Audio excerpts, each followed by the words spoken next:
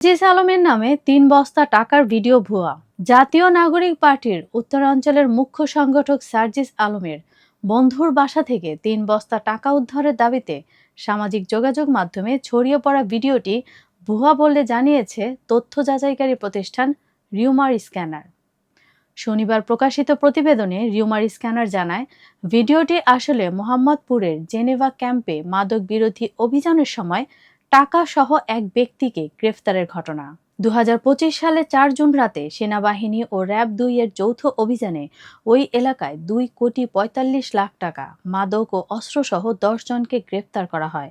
ভিডিওটি থেকে ছবি সংগ্রহ করে এবং সংবাদ প্রতিবেদন যাচাই করে দেখা যায়, এই ফুটেজের সঙ্গে সার্জিস আলমের কোনো যোগ নেই। তা সত্ত্বেও সামাজিক যোগাযোগ মাধ্যমে তা বিকৃত করে ছড়িয়ে দেওয়া হয়েছে।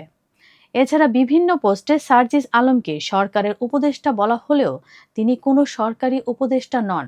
রিউমার স্ক্যানার বলছে, জেনেভা ক্যাম্পে অভিযানের ভিডিও ব্যবহার করে মিথ্যা প্রচারণা চালানো হয়েছে, যা বিভ্রান্তিকর।